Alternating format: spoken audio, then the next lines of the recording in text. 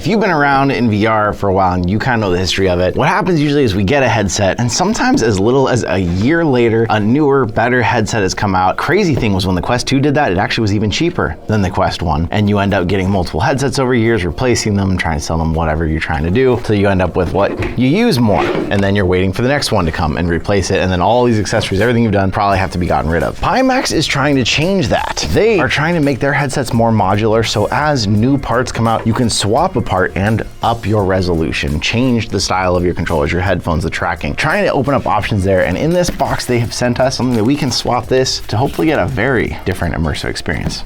Let's open it up.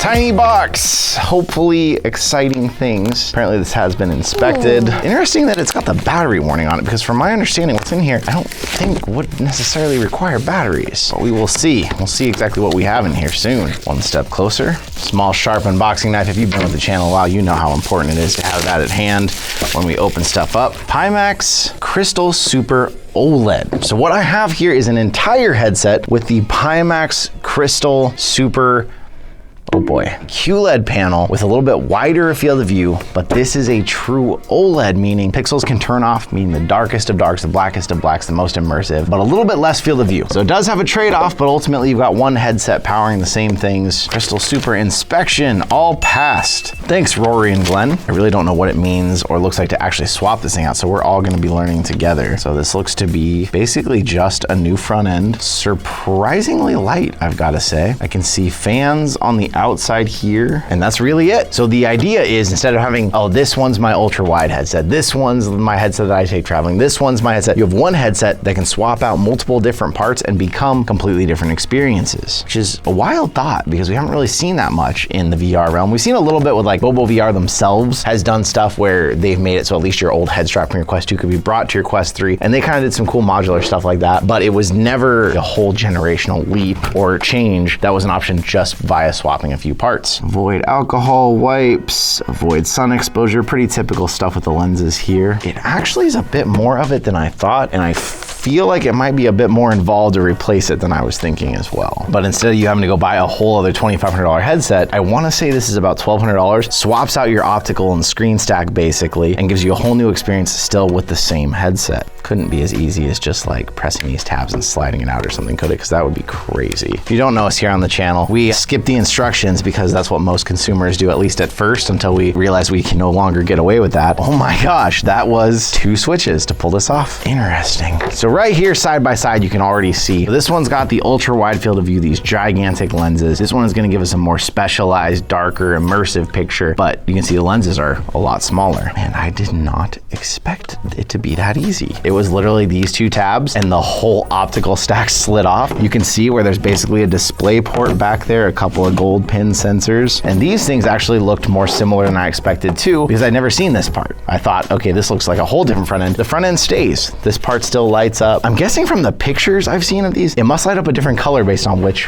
face you have in it. Okay, so this is the new one. And if it's as easy as that, it's gonna just slide in. Wow, can it be that simple? Okay, I guess it is. One thing I will say, it feels like it's changing weight for sure. It feels like the OLED's lighter. It feels like either these lenses or the screen, something is heavier about this one. I cannot believe how easy that is. That is so weird. You gotta understand, I've had a lot of VR headsets, like nothing is ever swappable like this. So this is really unusual for me. This is the ultra wide QLED, 350 grams. The new OLED, 232. Yeah, it's a significant weight loss. You can tell in your hands very quickly. It is much different, much lighter, much less used, because this is brand new and this one has gotten a lot of use and has some bits of stuff in there we won't talk about.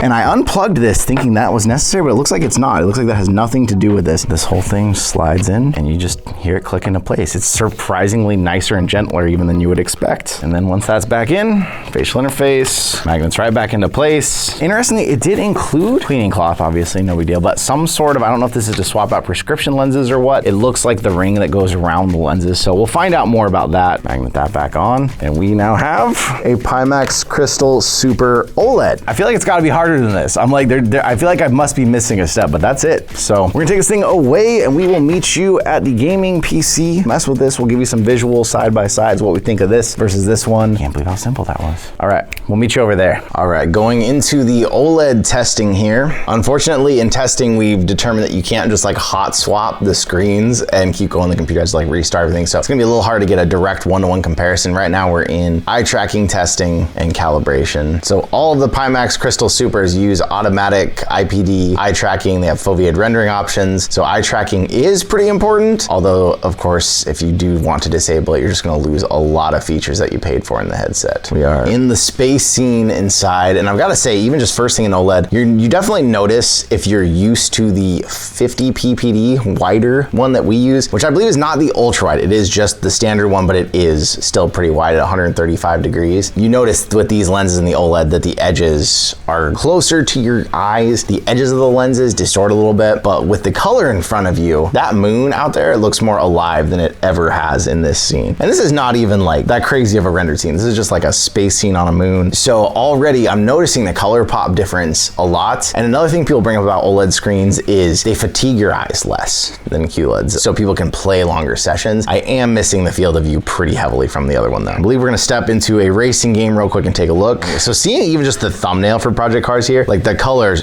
do really pop. And that's in comparison to me with the QLED, but not only that, but in general, I mostly play on Quest. So like when you get into a PCVR headset, like an OLED like this, everything just looks crazy. Every time I get back into the Pimax, I'm always just like, everything is just so sharp and clean. It is a big chunky headset though. You do have to adjust it around. Oh gosh, the sunshine, the way it's coming in, the other cars, the paint jobs on them. I also don't play Project Cars a lot, so I'm gonna definitely wreck at some point here. I'm using more of my Gran Turismo skills than anything right now.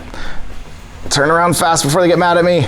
I already have a penalty, so it really doesn't matter. Now, a racing game, you're gonna see a lot. I can see like every little button, every detail on the screen in front of me. Like everything is just clear, but it's really not where an OLED type screen is going to shine. You really wanna see dark, high contrast scenes and other stuff. So we'll jump out of this game and get into something like that, but I've gotta say, even just like how good this looks or everything, I just kinda wanna sit here and dick around in Project Cars 2 for a while. Obviously, like most headsets, you pretty quickly forget about the field of view that you're missing when you're immersed in a game like this, but it's constantly there. Okay, we're gonna full on wreck and then we'll switch games.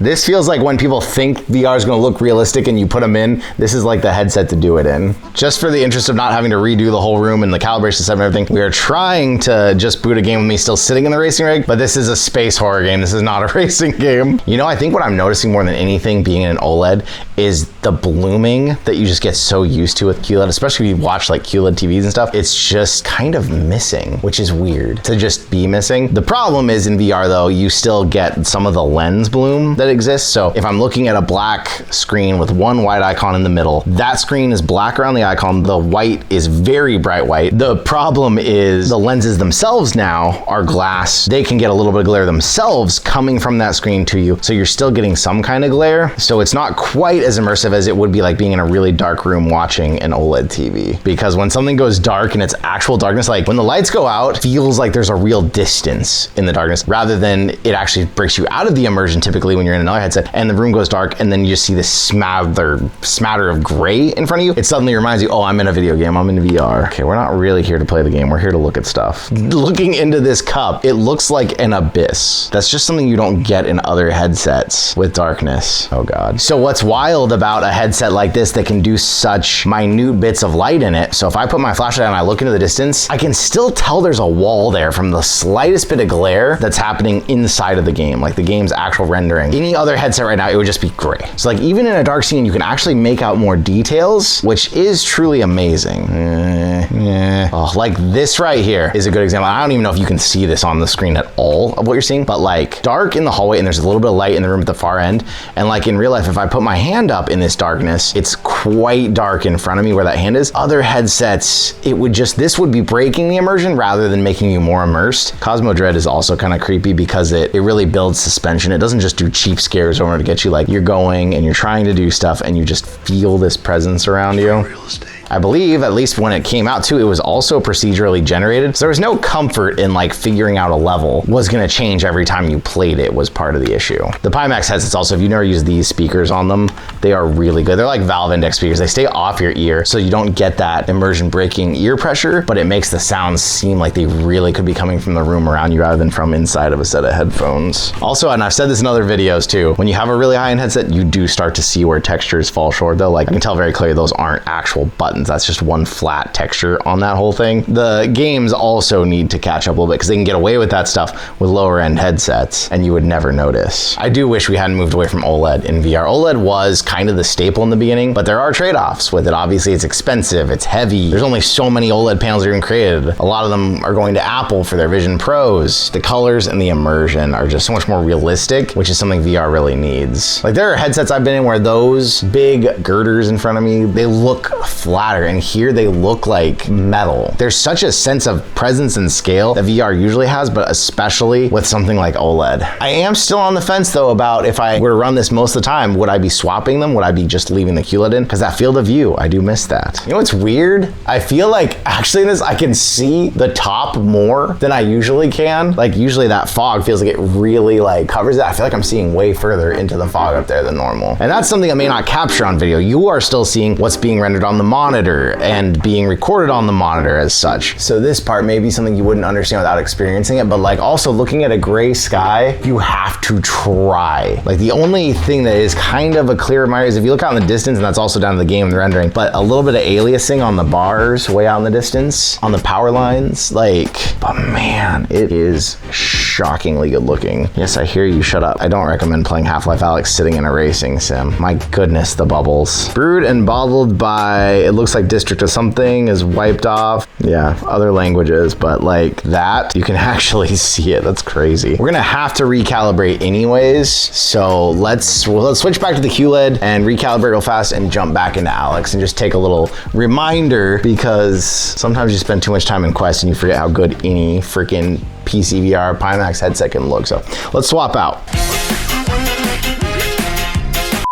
Booting up the QLED again, I do have the little bit more field of view back, but it does remind me it's not a full field of view. Like even at 140, and if you self-test with your facial structure and your face, the numbers could be wildly different too. Like not everyone sees field of view the same. But another thing about QLED versus OLED, there's a lot of debate about this, so don't take this opinion completely. I feel like QLEDs are more prone to differences in each pixel. So like right now, even just looking at the sky, it's very clear I'm looking through a headset and not seeing the actual sky. There's like a smear of differences in the pixels. They're very subtle, but it's enough that when you look at something big and gray, it's like I can almost see this grid of lines and changes in it all. And it's, if you've been on the channel a long time, you've heard me talk about Mira constantly. Mira, because PSVR was so prone to it, even though it had OLED screens. But in this one, it's just like the pixel patterns are very apparent. Regardless, Half-Life Alyx still looks freaking amazing. Like it looks really good. I do feel like the OLED, I don't know for sure, but I feel like even just trying to look around, the OLED must have much better binocular overlap, because I feel like if I turn my eyes at all from the center, I'm getting that effect where if you were to look sideways and you like one eye sees your nose and one eye doesn't, I'm kind of getting that effect very easily if I try and move my eyes around. And you're doing it a lot more because the field of view is so wide, you feel like you can look around and do that. Half-Life Alyx still looks great. I'm apparently 2 feet tall for some reason. Oh, you know, it's weird. When I first put the OLED on after being so used to QLED, I was like, ooh, I think I like the QLED better. But now, like almost hot swapping going this quickly, I like already want the OLED back. And yes, I will lose from my field of view, but pretty quickly once you're in VR, you forget about that stuff. I did not think, especially with the smaller lenses, so I did not think the OLED was gonna convince me that much. But like right now, if I was gonna actually sit here and play this game, I'm like, I would put the OLED back. I'm surprised by that. We gotta take this thing away for some more testing. We gotta put a couple more people in it. There was a cat in here apparently with me. Man, no matter what, you get a Pimax crystal running well on a powerful gaming PC, you're gonna have a good time. But if you have the option to choose OLED, QLED, which game, why? Clearly so far, you wanna come up here? Clearly so far, OLED has a lot of advantages in this kind of situation with this kind of headset, and I'm surprised that I am liking it more again. No matter what way you slice it, it is a top-end headset. We're running it on a very powerful laptop, albeit, but still it's got like a 5080 in it. It makes me wanna use my Quest less. I love the wirelessness and the convenience of just throwing it on and going, but this sometimes, or when I spend time in the PSVR 2 again, I'm just like, why do I ever play games on the Quest if they're on other headsets? We'll be back with more. Some questions from the first half of the video. These rings are prescription glasses adapters. They are magnetic, so you basically can drop them in once you get your own lenses. Have those ready all the time. Pull them out if you want to swap to somebody else using the headset. It is possible even with them It is possible even with facial interface in place to do this. You can still get in there. You just have to be a little more careful about setting them in place, but they're magnetic. They drop in easily. Nice little feature, but you still have to get the lenses somewhere, so you're still gonna have to go through that whole process. For those of you in a hurry, I gotta say, I was shocked as I was playing more and more with this and spending more time with this. I never wanted to switch back to the wider QLED. Something about the binocular overlap, the colors, the way they pop with the OLED, it seemed like you get less eye strain playing for long sessions, and even losing that field of view. I've always said this about VR, field of view is important, but once you're immersed in a game, you kind of forget about that. Obviously, no headset is still quite near what, 200, 220, depending on your skull and face shape that you'll get with most headsets. And when you look at these side by side, it does look like you're losing a lot in the lenses, but the trade-off of the clarity, the colors, the lack of like being able to see the pixels, the gray haze, the dark levels. This to me is what I will use as the full time now in this headset. I don't really see a reason to switch back to this. When I did play with this one, yes, there were things I noticed more out of the corner of my eyes. And so depending on what kind of game you're playing, you might like that. I'm shocked by this because I did not think this at all. I thought,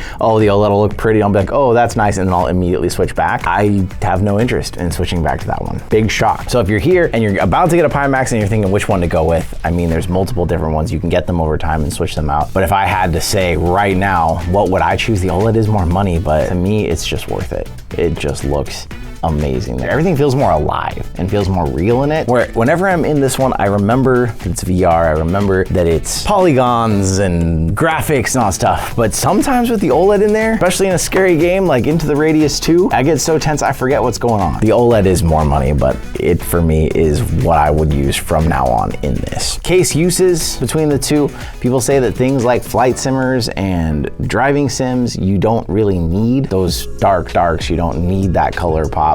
You're gonna like the field of view you get with this. I don't know, I tried some driving sims with both and I still found myself always wanting to go back to the OLED. And something that I saw point out in another video from one of the racing sim people is that weirdly in a driving sim, even in a lot of flight sims, yes, horizontal field of view does matter and it does help, but vertical field of view really doesn't because you're looking at the roof of your car, the seat in front of you. And so I didn't feel like I was missing that much. And even in a driving sim when I'm looking, I mean, I'm still looking at my mirrors, I'm glancing, but I don't usually like turn my head all the way around and look back because I'm focused on the race in front of me. Maybe dog fighting. You'd appreciate that a little extra because when you're looking around like this in a plane and you're dog fighting, you just get a little more field of view. But the OLED, every time I switched back to the QLED and I was like, I'm gonna try another game, I'm gonna stay here, I just could not wait to get back to the OLED. I do love what they've done with the modular design, the fact that you can just switch these things out. You do obviously have to restart apps and games and stuff. You can't like hot swap it in the middle of a game, but just that simplicity of doing that, somehow you get sunlight in your lens, you break this, you're not replacing the whole headset, you literally just can swap this out.